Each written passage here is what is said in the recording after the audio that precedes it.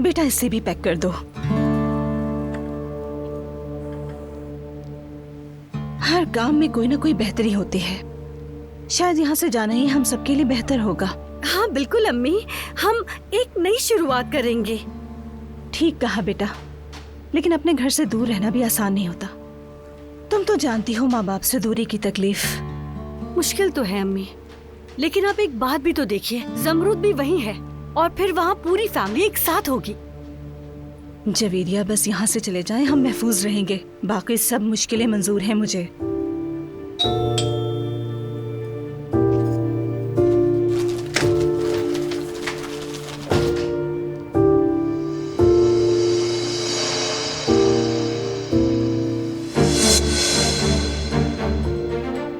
अस्सलाम वालेकुम सईद अंकल।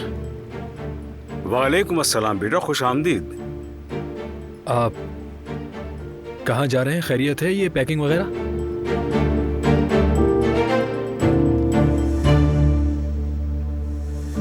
जवदेत भाई, क्या हुआ है? चलो आप बाहर चलकर बात करते हैं, आ जाओ। चलो चलो।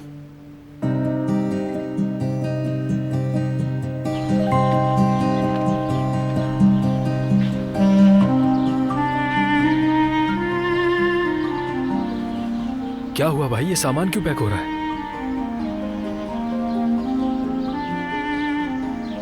हम जा रहे हैं हारून। कहाँ और क्यों जा रहे हैं भाई? कहीं आप उसी दुश्मनी की वजह से तो नहीं जा रहे? नहीं हारून, ऐसा नहीं है। तुम्हें मालूम है ना, हमने रेस्टोरेंट भेज दिया था, अली को पैसे भेज दिए, कारा में लोग मदद कर रहे थे, शादी पर फायरिंग हुई, हमारी हिफाजत के लिए बहुत खर्चा हुआ। अब हमारा यहाँ कोई काम कोई कारोबार बाकी नहीं रहा।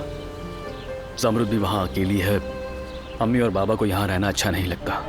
हम लोग जर्मनी जा रहे हैं उसके पास, सब एक साथ रहेंगे।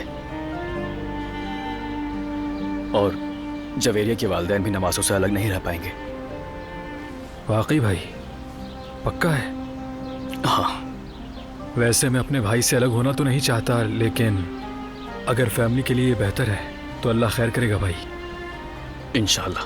देखिए, अगर वहाँ किसी चीज़ की ज़रूरत हो या कोई मुश्किल हो तो मुझे याद करना। बिल्कुल हारून, बिल्कुल।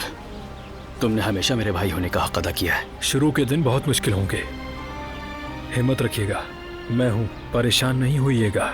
बहुत शुक्रिया मेरे भाई। अल्लाह सब खैर करेगा भाई।